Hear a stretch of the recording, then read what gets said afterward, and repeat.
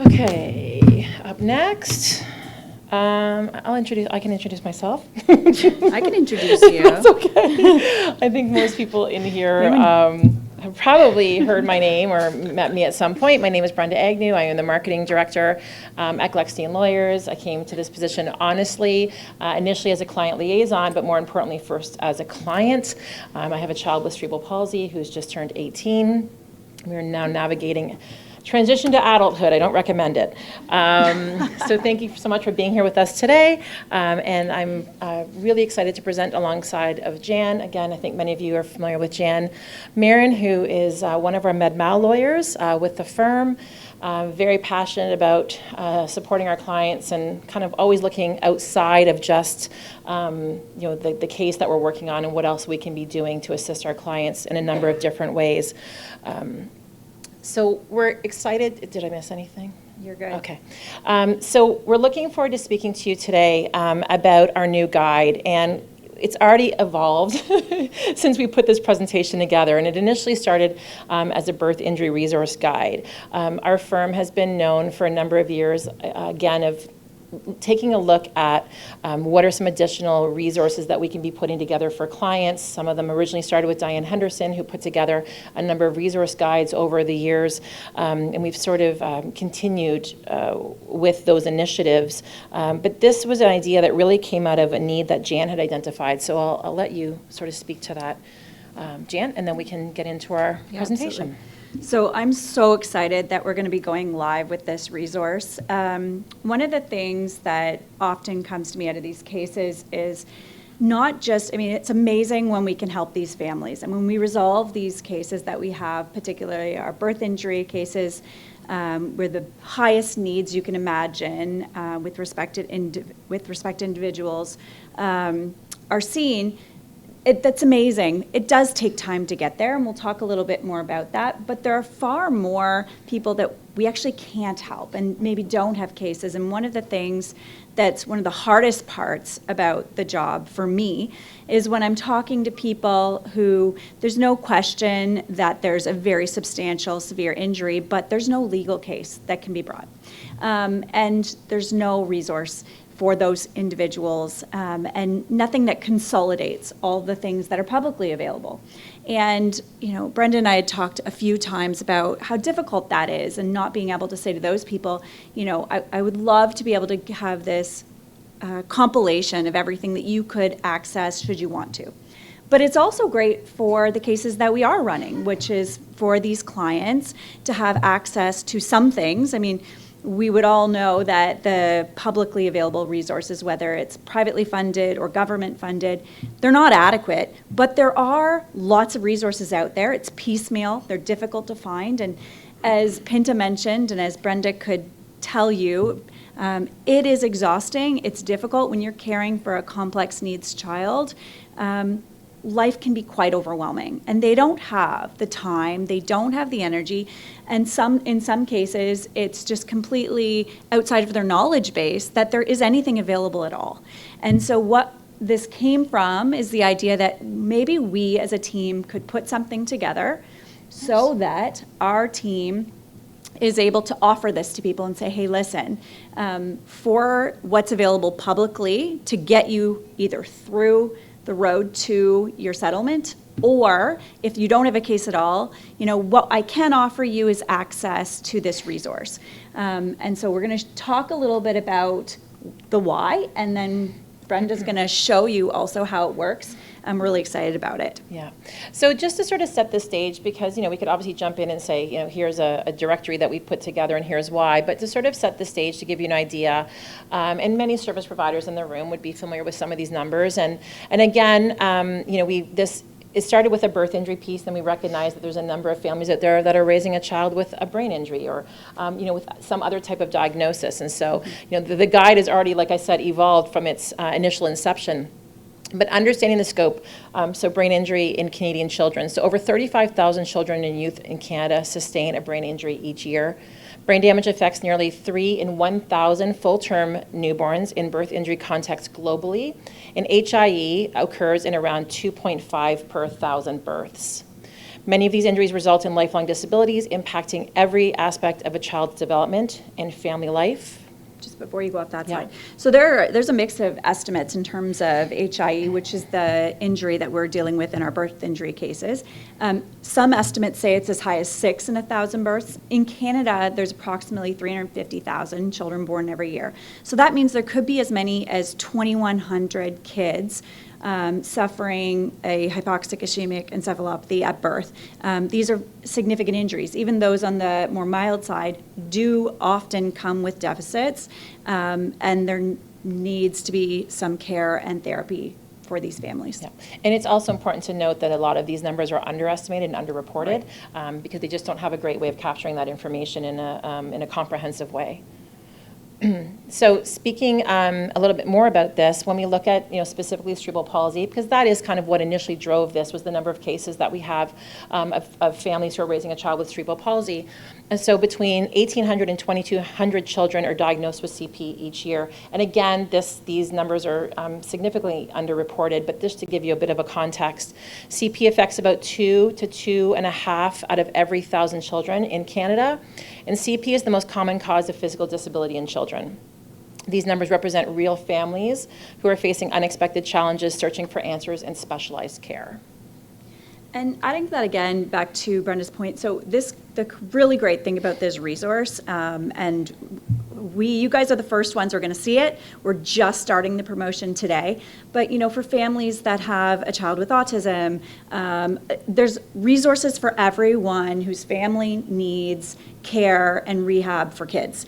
And as you will see shortly, it's national, so we've done it across the country. It's jurisdictional, which we'll talk about. And the whole idea is that anyone who requires care for your child with any kind of cognitive or brain injury, or really, I actually think it could be used even beyond that, injury generally, there's resources available in this resource. We also recognize when we were putting it together, and again, you'll see when we go through it, it is a living, breathing document that'll continuously be updated, but we also understand that there's a number of associated conditions. So, we have children who have CP and autism. We have children who have cerebral palsy and epilepsy.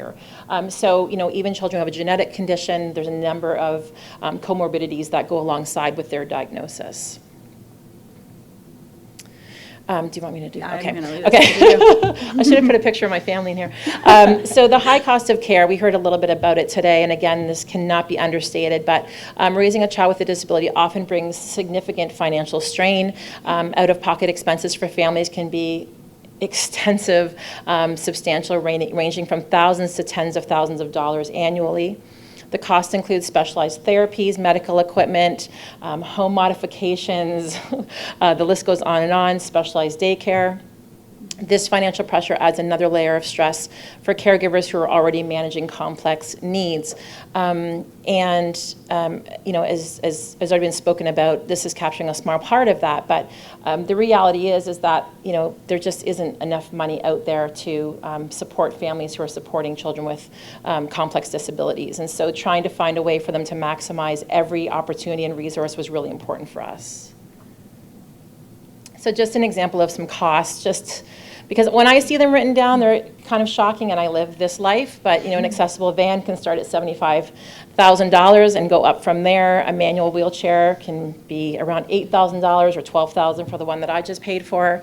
AFOs for children who need assistance with gait, they're $6,500 every 6 months. Therapy, $150 plus an hour. PSW supports, which have been increasing and increasing and increasing over the years, we see on an average of $35 plus an hour. And then we can't forget about things like diapers and feeding supplies and hospital beds and walkers and standers, home modifications again, and medications. And I think what's important to note about this is there's this misunderstanding that the government pays for all of this, when in fact the government does not pay for all of this. And even when families can access ADP funding, there's still a 25% left, and that's for items that they do cover. So if you need a commode, sorry, we don't. That's not funded. You need a shower chair? Sorry, you're out of luck. So there's a number of items that actually don't fall under ADP coverage, so families are responsible to pay for the entire amount. But when I use the example of the $12,000 wheelchair that we just got. For our son, 25% of that is still a significant number. So I think it's important to understand that, there's not always a funding mechanism to support these extraordinary costs, and there's just a few of them listed here.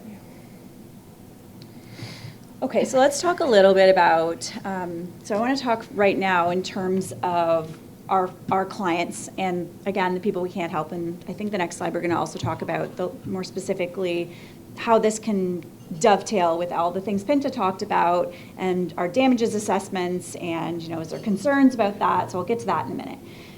Information overload. So often these families would say, I don't even know where to start. And, I, in doing this work, have a lot of awareness of different programs that are out there, and certainly anyone who's read certain defense future care reports will know a lot about what's publicly available, because she loves to put them in there and say, all of these things are publicly available. And we did pull some things out of her report to offer to our clients. That said, it is hard to know all of these things. And for the average family, they don't know what exists. It's as simple as that. And on top of all of that, it takes, again, time and energy and knowledge of where to go. There are private resources out there. There are different organizations that do have funding and grants that you can apply for. Again, you have to know where to go. And if you are raising a child with complex needs, the last thing you have time for is to do a research project about what's available to you. And that is true even if it might offer some respite care for you, even if it means that there might be additional funding for all different types of, home modifications, being able to have something as simple as a wheelchair ramp into your home. Families may not know that that even exists at all. And so we really wanted to have a centralized resource so that people also looking for a particular item. So all I want for my kid is some occupational therapy. That's what I want. So you'll see in a moment on our tool, you can actually go in and put in occupational therapy, and every program that offers supports for that will pop right up with a link to that site so that the families can go right to that care.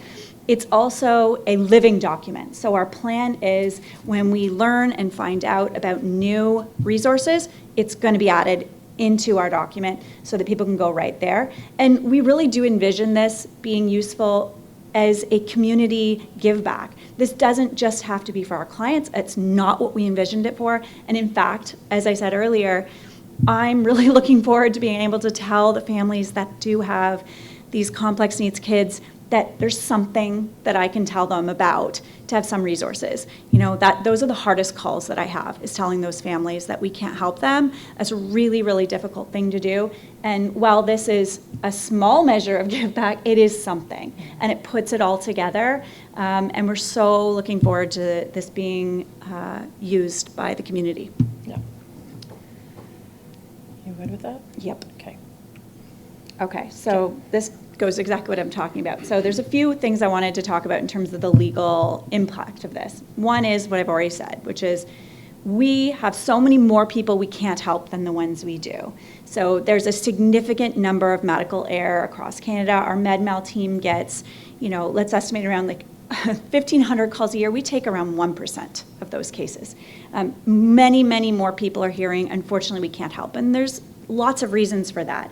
As Charles mentioned this morning, we call it risky business because this is a challenging area of law. It's expensive, which means that if you have a smaller case, it can't often, the cost benefit's just simply not there. There's a lot of reasons why most of these cases can't go ahead. And also, as everyone I'm sure is aware, a bad outcome does not mean negligence. That's just reality. And so for all of those people, this is important. Let's talk about the other side. So when I was talking to some other lawyers about this last year at some point about, this idea that I had to put together a resource. And I got some interesting comments back around, well, don't do that. This is just going to help the defense future care assessor, who shall remain nameless, put more resources into her report and say, well, look at this firm and what they're doing. I'm not worried about that at all. And there's a few reasons for that. Number one, let's go back to Pinta's points, which are these resources are not guaranteed. They are certainly not available to everyone. They are not enough. And at the end of the day, if this is helping our clients, that is, and those that we can't help, that's paramount to any of those concerns. So I don't share that worry. at all in the least, because the law is very clear that these not guaranteed public resources should not be deducted, and so it isn't something we need to worry about on that front. There's also another side to this for the cases that we are pursuing, which is that if there are publicly available resources that are not being utilized, we have heard, well, you know, is the family going to use this? They're not accessing those things which are available to them. So there's a flip side to this coin that also should be considered, which is if there's resources and funding for things that aren't being used right now, can that actually have a negative impact on your case? You know, there's legal strategies around how we deal with that argument because, again, the wait list can be years long. That's the reality. The care isn't sufficient. It may not be specific to a particular child's needs. There's lots of things we can deal with on that. But certainly, the resources should be applied for if they're available to these families. And I honestly think it's truly going to be a help to them in their day-to-day lives for the most part. And I think the other part too that's important to understand is that, you know, even if we're able to secure an amazing outcome for our clients, the reality is that we're still not securing the amount of money that these families are going to need. That's just the reality. And so, you know, for someone like myself who's super conscientious about what happens when I'm not here anymore, I need to make sure that I'm maximizing the settlement that we currently have. And so if I'm able to offset that with, you know, family managed home care program, because that will offset some of my costs for respite care or a personal support worker, I'm going to do that because the more money that I can have set aside for when McLean, you know, again, when I'm not here anymore is really important. So I often have conversations with our clients as well as clients from other firms that come to me and ask me for advice post-settlement, and I say, like, maximize as much as you can because the more that you can have in the bank for later, the better. So, you know, again, it's not despite any of our best efforts to get our clients the most that we can in a settlement, it still is never going to be enough at the end of the day. I think I've talked about most of this, but, you know, these cases take years to get to resolution. Some of our little ones that come to us within the first year after birth, even if the legal case went perfectly and we got to a resolution point, you know, within a couple years, they're not big enough to fully assess their needs. So these kids do have to wait longer. That's just the reality of our system, and that's for those cases that go perfectly. And so having these resources is incredibly important. But otherwise, I think I've talked about all of this already. Okay, so how the directory helps is, so the idea again is that we bridge the gap between the family and the resources that they need. So it is centralized and vetted. So there are a number of different avenues out there to find resources. You could go to any children's treatment center, you could go to any, you know, organization, a parent organization that they put together, and there's going to be resources that are there.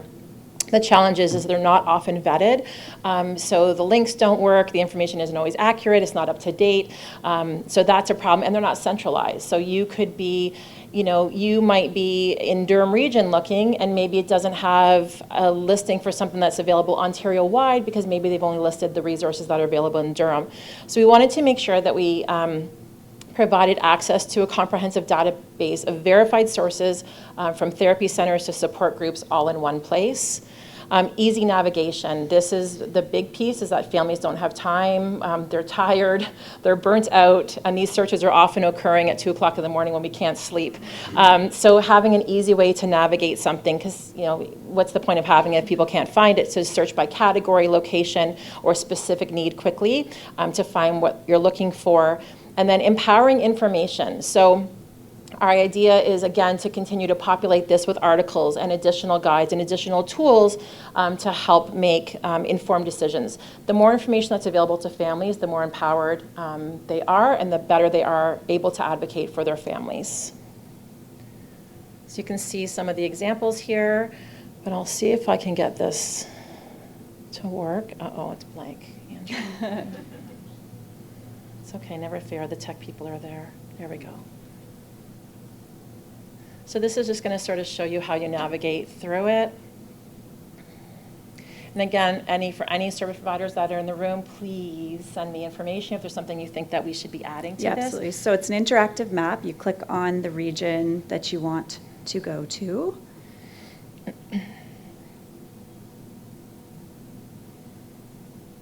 And we've offered a number of categories that people can select.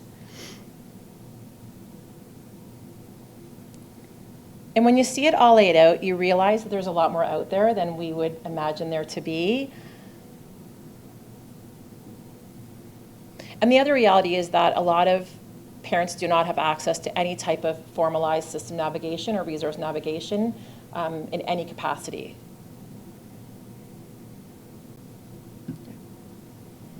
And so some of the things that you might not even imagine here, there are scholarship programs, there's funding for home modifications, for any kind of different resource that these families need. You can search occupational therapy, physiotherapy, respite supports, more centralized. And so this QR code. Yeah. You want to go to marketing manager? Yeah. Well, let's see. I tested it. It should work. I don't know. Sometimes these things, the gremlins get in between.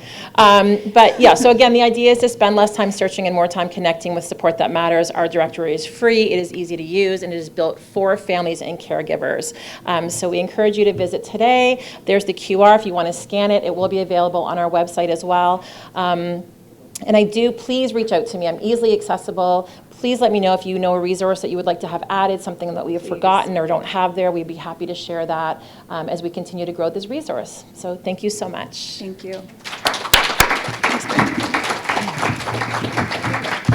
please. Yep, go ahead. Just curious, you said it's live, so are you going to be, like, if we go, oh, this resource doesn't exist anymore, can we just send it? Yeah, absolutely. Absolutely. So, there's an email on our website, info@, you could certainly send it to. Hopefully they're all, but yes. Overtime, sorry. Absolutely. Amazing. Yeah, absolutely. For sure. You can definitely reach out to us. We want to have that type of feedback. I'm also, now that it's launched too, I run a support group for 4,000 families who have children with neurodiversities. So I'm taking it to them because I want them to review it and pick it apart and add to it. And Yeah, we want to crowdsource this as well, right? So anyone who has other resources, anything like that, the idea is that if it can be the centralized location, we will keep it updated to the best of our abilities. And we want to push it out also to healthcare providers and, other firms and other, the idea is that everyone can use this, and it's going to help these families where they need it most. yeah. Yep, go ahead. This is great, thank you very much. Thank you. Do you have in your database there, this is awesome, I love it, but is there a part that's for when you're going in for a procedure and you want to have the list of drugs that are going to be administered and what are the effects of the combination of the drugs? Is there anything that your directory can help people to educate themselves? So this is a proactive. Sure. I know I'm in the room of reactive, You're but I'm wondering Yeah, I can about proactive. Is there anything that you've ever heard of, or can you add this? Yeah, so for that, no is the answer to that specifically. This is more resources. But in terms of dealing with that, on drugs.com, you can actually put in different medications and their interactions, and you can actually look at that yourself. And I've done that in looking at new cases and actually putting in different medications and how they interact with each other. But ultimately, obviously, sometimes drugs that are contraindicated between each other, healthcare providers will do that in given situations because it's necessary for particular care plans. So, take that with a grain of salt because there are, at the end of the day, following the medical advice on that still is the best advice, even despite what we do. Yeah, but things like Our Kids Health, for sure, like that's a really great resource that Sick Kids has put out, and you go on. I mean, I'm looking at it from a parental perspective. So when I want to know information on it, not on drugs, but if I want to know about something like a Sacostomy 2 procedure, if I want to know what has to happen, if I want to know what this looks like, it is actually a great resource for families. So we do have sort of some of those. Again, being cognizant that we want to make sure that the resources that we're sharing there are validated resources. But if you have an idea for something that we could include on there, we'd be happy to put that in there. Because we do have some drop downs that are like medical, so we would be happy to put that in there. I'm looking for the database that's not Health Canada, that because it's personal. It happened to me. I went for an operation, 2 drugs were given to me, and I have brain damage because of it. So the database that our system relies on is inadequately built. Yeah. So that's So why we not Health Canada, because it's Health Canada. Right. Nobody did it on purpose. It's just, it's incompetence, and it's what we live with now. For sure. So these resources would be more, again, around those people being able to find, not things like necessarily like Health Canada. If we're directing them to a government resource, it would be things like ACSD funding, it'd be family managed home care, it would be special services at home, things like that. So it'd be more around those types of Reactive. resources as opposed to something like a Health Canada or otherwise. Avoiding the Yeah. the brain damage. That's Yeah. what I'm well, looking for. yeah. that would- That's right. yeah. Thank you. You're very welcome. April, did you have a? Yeah, I did. We have, we have clients who are Indigenous or non-Muslim or something like that. In the key search, is there culturally aware services that they can find? No, but that's an amazing idea. Eventually, we'd love to have something that would be, different languages and Yes. and things like that. But that's a great idea, and there absolutely is, especially if we look at areas like Calgary and some of our near north areas where we may tend to find that. So that is fantastic, and I would love to take a look at adding those as well, April. So that's a great idea. Okay. Thank you so much for that. Yeah. Is there any other questions?